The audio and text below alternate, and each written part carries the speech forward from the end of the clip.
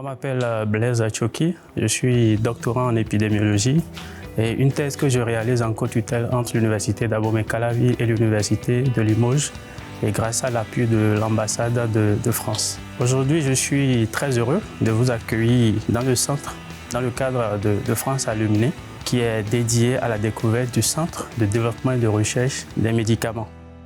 C'est un centre qui est logé au niveau de l'École doctorale des sciences de la santé, dont le siège est à la FSS. Donc nous appartenons aussi à l'UAC. Donc ici, le CRDM Pharma Lab est constitué de 4 unités. Et ce CRDM a été créé depuis 2021 suite à des réformes. Donc on a l'unité de recherche en chimie organique et pharmaceutique et l'unité de recherche en pharmacognosie et phytothérapie. Après l'unité de recherche et de développement de pharmacie galénique et industrielle. Et nous allons terminer sur l'unité d'analyse et de contrôle de qualité des médicaments. Le cycle de vie du médicament. D'abord, on commence par la recherche au laboratoire. Ça peut être à partir des substances naturelles. Par exemple, l'extraction à partir d'une plante. Ça peut être des substances naturelles d'origine marine aussi. À part ça, on peut faire aussi de la synthèse organique. Par exemple, on peut connaître la structure, une structure chimique. On peut décider de la synthétiser au laboratoire. Ensuite, on passe au niveau des tests précliniques. Ces tests se font sur les animaux. Un médicament qui est toxique pour un animal, on ne va pas l'expérimenter chez l'homme. C'est à la suite des essais précliniques qu'on peut maintenant passer à la phase clinique de l'étude du médicament. Si un médicament ne passe pas, une molécule ne passe pas la première phase, elle n'ira pas à la deuxième phase. Donc ici, on est au niveau de l'unité de recherche en pharmacognosie et phytothérapie. Ici, nous, on accompagne les tradipraticiens. Donc un tradipraticien qui amène une plante, qui ne sait pas quoi faire avec, et nous dit, voilà, on veut ci et ça, on l'aide. On accompagne aussi les producteurs de cosmétiques et de compléments alimentaires pour monter leur dossier d'autorisation de commercialisation. On va réaliser les tests, on va corriger la formule. Si elle n'est pas bonne, on va faire les tests de toxicité également. Donc, on propose aussi ce genre de prestations.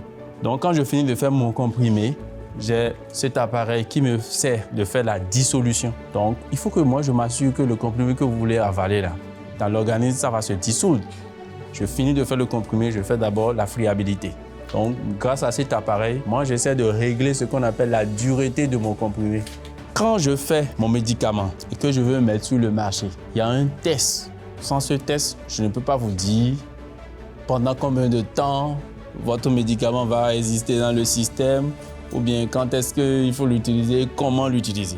On parle des études de stabilité. Donc, grâce à cette chambre, on peut faire les études de stabilité. Il faut dire qu'ici, c'est la dernière unité qui se charge de faire le contrôle de qualité du produit fini. Donc nous, on s'assure de ce que le produit fini est vraiment de très bonne qualité. Et donc vous allez remarquer au niveau des autres unités, il y a des petits appareils de contrôle qualité pour voir au cours de la production, au cours du temps, est-ce que ce que je suis en train de chercher, est-ce que c'est ça que je l'ai en fait? Est-ce que c'est ça que je suis en train d'avoir? Là, c'est des petits contrôles pour juste s'assurer que tout va bien.